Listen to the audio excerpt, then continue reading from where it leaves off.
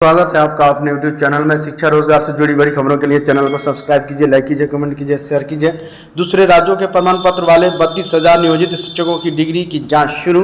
जांच के लिए निगरानी ब्यूरो की ओर से दूसरे राज्यों के मुख्य सचिवों को भेजा पत्र। दूसरे राज्यों से लिए गए 32,570 प्रमाण पत्रों की अब तक नहीं हो सकी थी जाँच। 9 वर्षों की जाँच में करीब 2,560 के खिलाफ हुई प्राथमिकी, अब 1,252 किए गए बर्खास्त। ये पटना का न्यूज है। खास बातें, कोर्ट के आदेश पर शुरू हुई थी नियोजित शिक्षकों के प्रमाण पत्रों की जांच।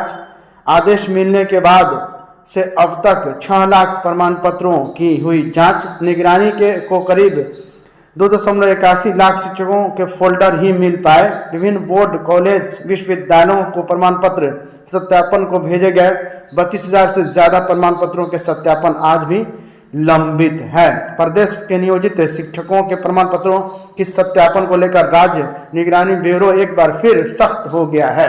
निगरानी ब्यूरो ने अब अन्य राज्यों से शिक्षा ग्रहण करने वाले शिक्षकों के प्रमाण पत्र की जानकारी बिहार सरकार को मुहैया कराने का आग्रह किया है। निगरानी को जानकारी है कि करीब 32,000 से अधिक नियोजित शिक्षक ऐसे हैं जिन्होंने बिहार के राज्यों के शैक्षणिक प्रमाण पत्र बिहार में नियोजन के लिए जमा किए थे। अब प्रमाण पत्रों की सत्यापता की परख का काम शुरू किया। प्रारंभिक विद्यालयों में 5,534 विशेष शिक्षकों की होगी नियुक्ति।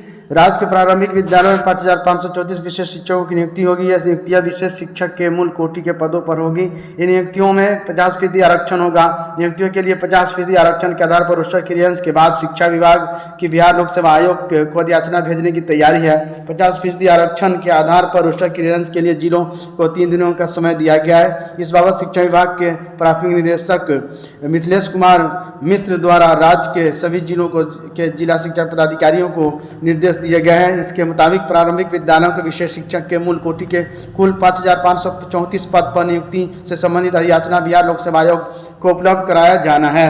यानी कि 50% आरक्षण के आधार पर रोस्टर क्लियरेंस का निर्देश बिहार लोक सेवा आयोग को अधियाचना भेजने की तैयारी। इसके बाद विभाग से संबंधित निर्देश के अनुपालन में जिला शिक्षा पदाधिकारियों द्वारा रोस्टर क्लियरेंस की कार्रवाई की जा रही है। इसके मद्देनजर प्राथमिक शिक्षा निदेशक मिथिलेश कुमार मिश्र ने जिला शिक्षा पदाधिकारियों को निर्देश दिया गया है।